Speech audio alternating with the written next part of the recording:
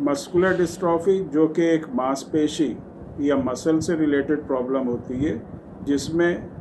Muscles जो हैं time के साथ साथ वीक होती चली जाती हैं। ये जो वीकनेस है ये टांगों से स्टार्ट होके फिर जो थाई एरिया है वहाँ पर पहुँचती है, जो स्पाइन एरिया है वहाँ पर पहुँचती है और फिर उसके बाद हाथों में भी पहुँचती है और कंधों तक ये जो कमज़ोरी होती है ये होने लगती है। जिसको मस्कुलर डिस्ट्रॉफी होती है उसको हाथ उठाने में और चलने में बहुत ज़्यादा प्रॉब्लम होती है और उसके साथ कोई भी जो वज़न उठाना या कोई दूसरी एक्टिविटी करना, ऐसा काम वो इंसान नहीं कर सकता। दूसरी चीज़ जो आती है वो ये कि अगर किसी को मस्कुलर डिस्ट्रॉफी है तो क्या ये जानलेवा भी साबित हो सकती है, क्या मस्कुलर डिस्ट्रॉफी से किसी इंसान की जान को खतरा भी हो सकता है। इसके बारे में भी आज आपको इस वीडियो में बताएंगे और वो ऐसी क्या चीज़ है जिसकी वजह से जो मांसपेशी से रिलेटेड प्रॉब्लम है वो किसी इंसान की जान को खतरा बन सकती है। क्योंकि जो हमारी मसल्स होती हैं वो स्केलेटल मसल्स होती हैं और जो इंटरनल मसल्स होती हैं, दो तरह की मसल्स हमारी बॉडी के अंदर होती हैं। एक तो जो बाहर हम कोई भी काम करते हैं, हमारा जो स्केलेटल मसल्स होती हैं वो अगर उसमें वीकनेस है तो इससे जो हमारी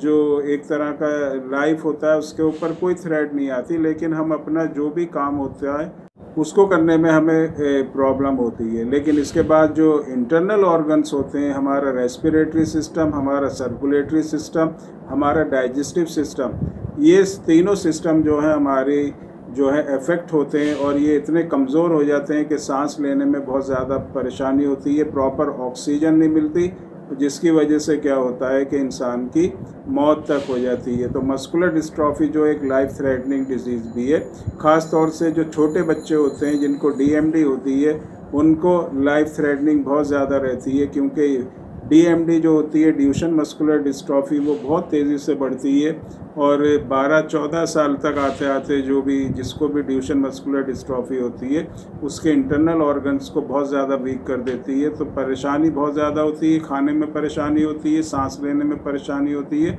जिससे उसकी लाइफ के ऊपर थ्रेट आती है। तीसरी जो चीज़ होती है वो ये कि अगर मस्कुलर डिस्ट्रॉफी किसी को है तो कौन सी ऐसी मेडिसिन हम यूज़ करें जिससे ये मस्कुलर डिस्ट्रॉफी हमारी ठीक हो सकती है।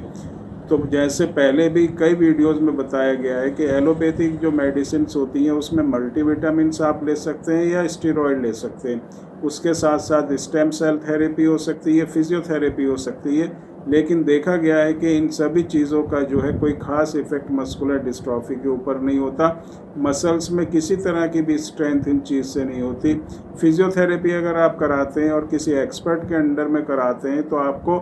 थोड़ा सा उससे आपको फ़ायदा हो सकता है। लेकिन अगर ये कोई सोचता हो कि अगर फिजियोथेरेपी कराने से उसकी मस्कुलर डिस्ट्रॉफी ठीक होगी, तो ऐसा पॉसिबल नहीं है।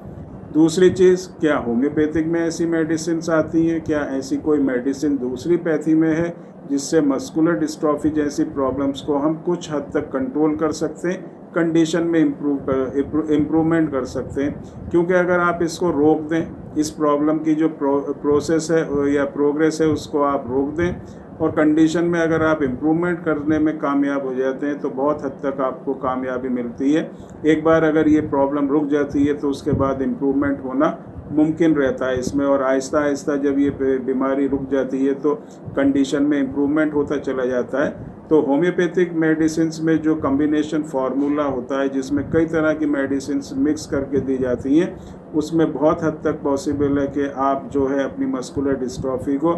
रोक सकें, उसकी प्रोग्रेस को रोक सकें, कंडीशन में इम्प्रूवमेंट कर सकें और आप अपने को पूरी तरह से ठीक भी कर सकते हैं। अगर आपकी कंडीशन जो है इनिशियल